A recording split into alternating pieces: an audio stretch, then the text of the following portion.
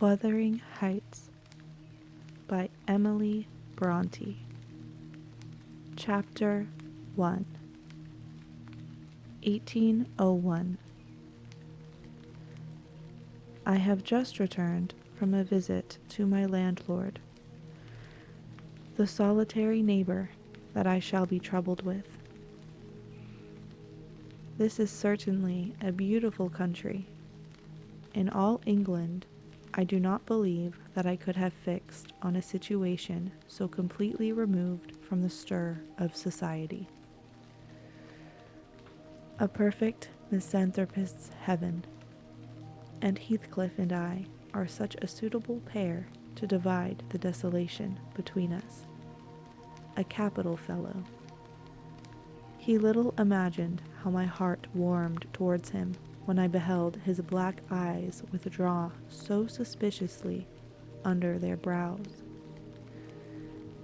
As I rode up, and when his fingers sheltered themselves with a jealous resolution still further in his waistcoat as I announced my name.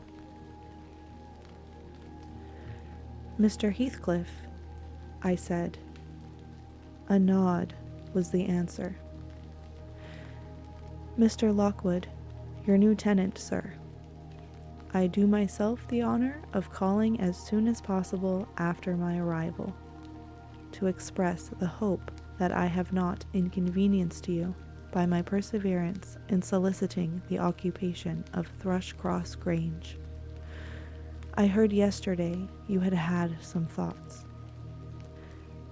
"Thrushcross Grange is my own, sir," he interrupted, wincing.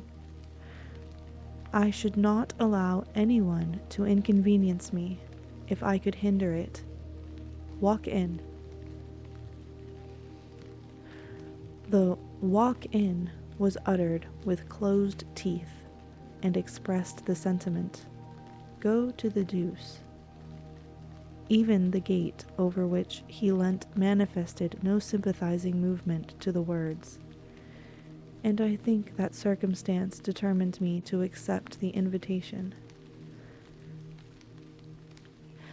I felt interested in a man who seemed more exaggeratedly reserved than myself. When he saw my horse's breast fairly pushing the barrier, he did put out his hand to unchain it, and then sullenly preceded me up the causeway, calling, as we entered the court, "Joseph, take Mr. Lockwood's horse, and bring up some wine."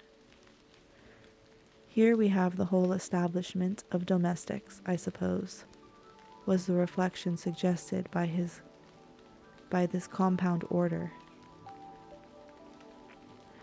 No wonder the grass grows up between the flags, and cattle are the only hedge cutters. Joseph was an elderly, nay, an old man, very old perhaps, though hale and sinewy.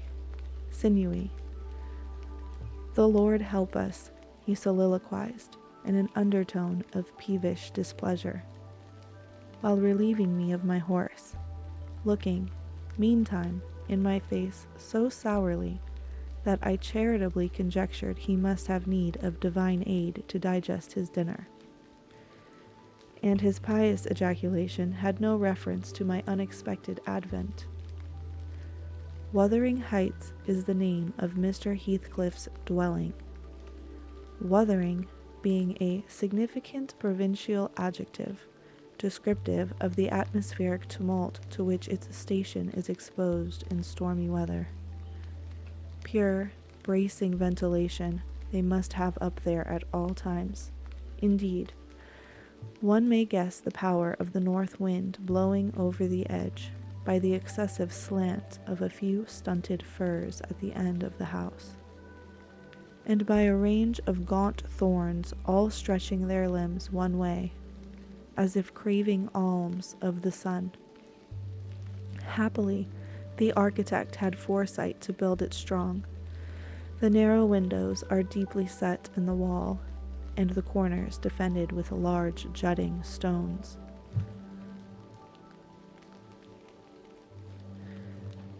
Before passing the threshold, I paused to admire a quantity of grotesque carving lavished over the front, and especially about the principal door, above which, among a wilderness of crumbling griffins and shameless little boys, I detected the date, 1500, and the name, Hareton Earnshaw. I would have made a few comments and requested a short history of the place from the surly owner, but his attitude at the door appeared to demand my speedy entrance, or complete departure, and I had no desire to aggravate his impatience previous to inspecting the penetralium. One stop brought us into the family sitting room, without any introductory lobby or passage. They call it here the house, preeminently. It includes kitchen and parlor, generally, but I believe at Wuthering Heights, the kitchen is forced to retreat altogether into another quarter. At least I distinguished a chatter of tongues and a clatter of culinary utensils deep within, and I observed no signs of roasting, boiling, or baking about the huge fireplace, nor any glitter of copper saucepans and tin colanders on the walls.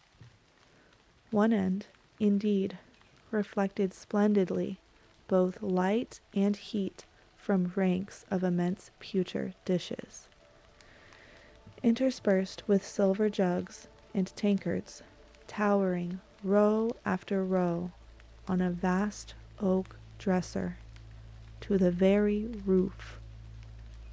The latter had never been underdrawn. Its entire anatomy lay bare to an inquiring eye, except where a frame of wood laden with oatcakes and clusters of legs of beef, mutton, and ham concealed it. Above the chimney were sundry villainous old guns, and a couple of horse pistols, and, by way of ornament, 3 gaudily painted canisters disposed along its ledge. The floor was of smooth, white stone, the chairs high-backed, primitive structures, painted green, 1 or 2 heavy black ones lurking in the shade. In an arch under the dresser reposed a huge, liver-colored bitch pointer, surrounded by a swarm of squealing puppies, and other dogs haunted other recesses. The apartment and furniture would have been nothing extraordinary as belonging to a homely northern farmer, with a stubborn countenance, and stalwart limbs set out to advantage in knee breeches and gaiters. Such an individual, seated in his armchair, his mug of ale frothing on the round table before him, is to be seen in any circuit of 5 or 6 miles among these hills, if you go at the right time after dinner. But Mr. Heathcliff forms a singular contrast to his abode and style of living. He is a dark-skinned gypsy in aspect, in dress and manners a gentleman, that is, as much a gentleman as many a country squire, rather slovenly perhaps, yet not looking amiss with his negligence, because he has an erect and handsome figure, and rather morose. Possibly some people might suspect him of a degree of underbred pride. I have a sympathetic chord within that tells me it is nothing of the sort. I know by instinct his reserve springs from an aversion to showy displays of feeling, to manifestations of mutual kindliness. He'll love and hate equally under cover, and esteem it a species of impertinence to be loved or hated again. No, I'm running too fast. I'm running on too fast. I bestow my own attributes over liberally on him. Mr. Heathcliff may have entirely dissimilar reasons for keeping his hand out of the way when he meets a would-be acquaintance. To those which actuate me, let me hope my constitution is almost peculiar. My dear mother used to say I should never have a comfortable home, and only last summer I proved myself perfectly unworthy of one. While enjoying a month of fine weather at the sea-coast, I was thrown into the company of a most fascinating creature, a real goddess in my eyes, as long as she took no notice of me. I never told my love vocally. Still, if looks have language, the merest idiot might have guessed I was over head and ears. She understood me at last, and looked a return, the sweetest of all imaginable looks. And what did I do? I confess it with shame, shrunk icily into myself, like a snail, at every glance retired colder and farther, till finally the poor innocent was led to doubt her own senses, and, overwhelmed with confusion at her supposed mistake, persuaded her mamma to decamp. By this curious turn of disposition, I have gained the reputation of deliberate heartlessness, how undeserved, I alone can appreciate. I took a seat at the end of the hearthstone opposite that towards which my landlord advanced, and filling up an interval of silence by attempting to caress the canine mother, who had left her nursery and was sneaking wolfishly to the back of my legs, her lip curled and her white teeth watering for a snatch. My caress provoked a long, guttural gnarl. "You'd better let the dog alone," growled Mr. Heathcliff in unison, checking fiercer demonstrations with a punch of his foot. "She's not accustomed to be spoiled, not kept for a pet." Then, striding to a side door, he shouted again, "Joseph!" Joseph mumbled indistinctly in the depths of the cellar, but gave no intimation of ascending. So his master dived down to him, leaving me vis-a-vis the ruffianly bitch and a pair of grim, shaggy sheepdogs who shared with her a jealous guardianship over all my movements. Not anxious to come in contact with their fangs, I sat still, but imagining they would scarcely understand tacit insults, I unfortunately indulged in winking and making faces at the trio, and some turn of my physiognomy so irritated Madame that she suddenly broke into a fury and leapt on my knees. I flung her back and hastened to interpose the table between us. This proceeding aroused the whole hive. Half a dozen four-footed fiends of various sizes and ages issued from hidden dens to the common center.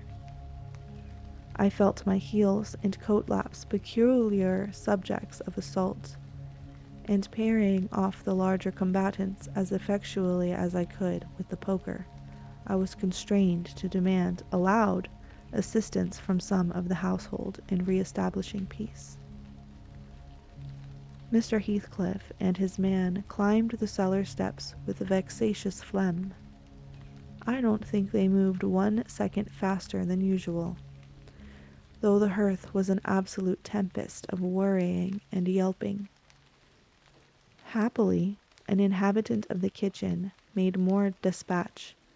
A lusty dame, with tucked-up gown, bare arms, and fire-flushed cheeks, rushed into the midst of us flourishing a frying-pan, and used that weapon and her tongue to such purpose that the storm subsided magically, and she only remained heaving like a sea after a high wind, when her master entered on the scene. "What the devil is the matter?" he asked, eyeing me in a manner that I could ill endure after this inhospitable treatment. "What the devil indeed," I muttered. "The herd of possessed swine could have no worse spirits in them than those animals of yours, sir. You might as well leave a stranger with a brood of tigers." "They won't meddle with persons who touch nothing," he remarked, putting the bottle before me and restoring the displaced table. "The dogs do right to be vigilant. Take a glass of wine?" "No, thank you. Not bitten, are you?" If I had been, I would have set my signet on the biter. Heathcliff's countenance relaxed into a grin. "Come, come," he said. "You are flurried, Mr. Lockwood. Here, take a little wine. Guests are so exceedingly rare in this house that I and my dogs, I am willing to own, hardly know how to receive them. Your health, sir." I bowed and returned the pledge, beginning to perceive that it would be foolish to sit sulking for the misbehavior of a pack of curs. Besides, I felt loth to yield the fellow further amusement at my expense. Since his humor took that turn, he, probably swayed by prudential consideration of the folly of offending a good tenant, relaxed a little in the laconic style of chipping off his pronouns and auxiliary verbs, and introduced what he supposed would be a subject of interest to me, a discourse on the advantages and disadvantages of my present place of retirement. I found him very intelligent on the topics we touched, and before I went home, I was encouraged so far as to volunteer another visit tomorrow. He evidently wished no repetition of my intrusion. I shall go, notwithstanding. It is astonishing how sociable I feel myself compared with him.